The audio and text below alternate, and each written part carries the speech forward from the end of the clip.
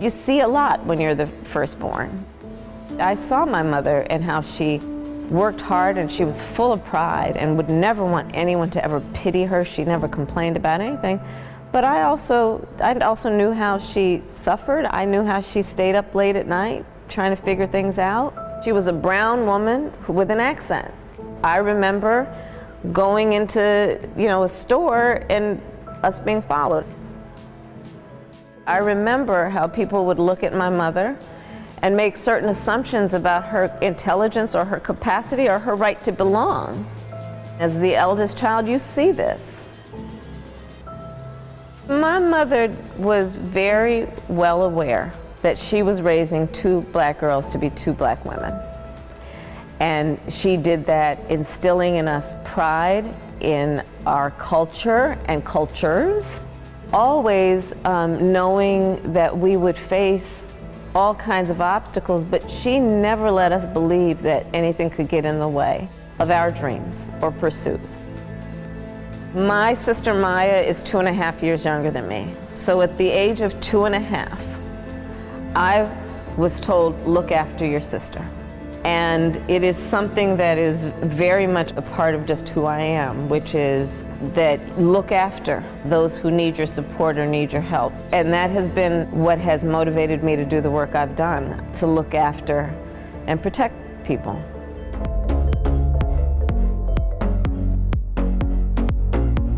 Support Vice President Harris. I would say, I don't know if anybody's more conservative than I am. And I understand the most conservative value there is to defend the Constitution. Mm-hmm. And if we don't come together to do that, then, and so just to finish that, I would say, to me, a new way forward is this. It's what you're seeing up here. It's having a president who will listen, having a president who will say, I'm not, necessarily sure I agree with you on this issue or that issue, but let's talk about it. Yeah. Why do you want, that policy? Why do you believe that? Someone who is willing to honor and respect all perspectives and points of views. And there's only one candidate in this race who does that, and that's Vice President Harris.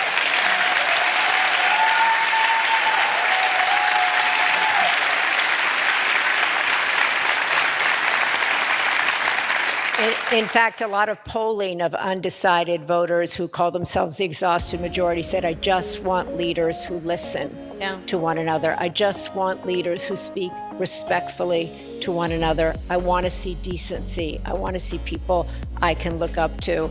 And unfortunately, that's considered a new way forward as Representative Cheney. Let's do that. Let's do that. But if I can just speak to what people are feeling. We cannot despair. We cannot despair. The nature of a democracy is such that I think there's a duality. On the one hand, there's an incredible strength when our democracy is intact. An incredible strength in what it does to protect the freedoms and rights of its people. Oh, there's great strength in that. It is very fragile. It is only as strong as our willingness to fight for it. And so that's the moment we're in. And I say do not despair, because in a democracy, as long as we can keep it in our democracy, the people, every individual has the power to make a decision about what this will be. And so let's not feel powerless. Let's not let and I get it, overwhelming nature of this all, make us feel powerless, because then we have been defeated. And that's not our character as the American people. We are not one to be defeated. We rise to a moment, and we stand on broad shoulders of people who have fought this fight before for our country. And in many ways, let us look at the challenge then that we are being presented and not be overwhelmed by it. The baton is now in our hands to fight for, not against, but for this country we love. That's what we have the power to do. So let's own that. dare I say, be joyful in what we will do in the process of owning that, which is knowing that we can and will build community and coalitions and remind people that we're all in this together. Let's not let the overwhelming nature of this strip us of our strength. That's how I feel about this.